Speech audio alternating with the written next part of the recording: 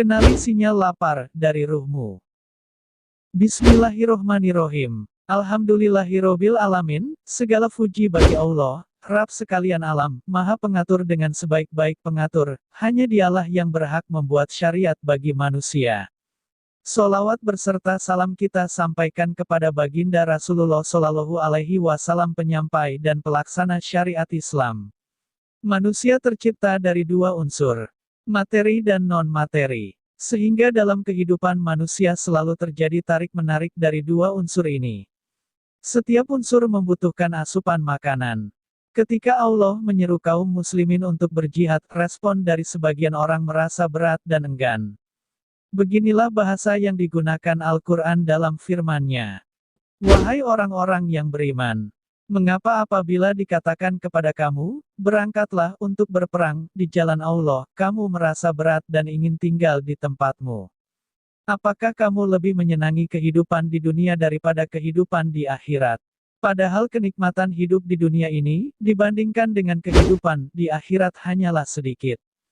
Quran Surat At-Taubah, 38. Kita ingin berhenti pada kalimat, kamu merasa berat dan ingin tinggal di tempatmu.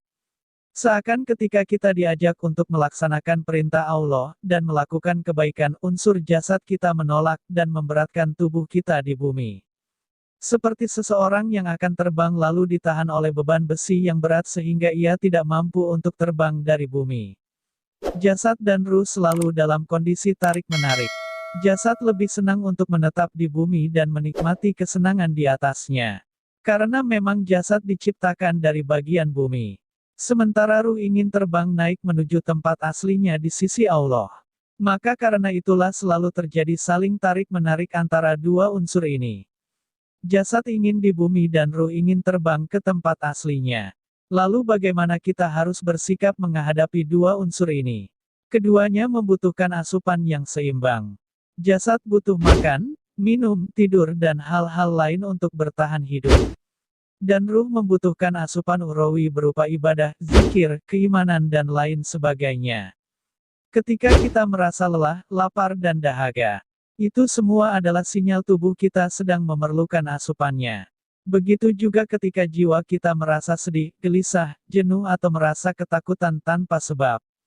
Disitulah ruh kita sedang memberi sinyal bahwa ia sedang memerlukan sesuatu. Karenanya kita harus pandai mendengar sinyal dari ruh agar kita tidak salah memberi asupan. Ruh yang merintih sementara kita malah memberi asupan untuk kepuasan jasad. Sering orang ingin menyelesaikan masalah ruhnya dengan memberi asupan duniawi yang sebenarnya adalah kebutuhan untuk jasad.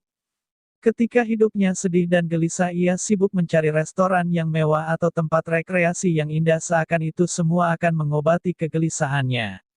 Padahal ruh yang sedang lapar tapi ia malah memberi asupan untuk memuaskan jasad.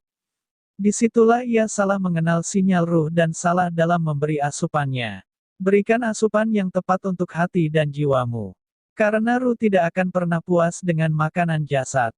Semoga bermanfaat.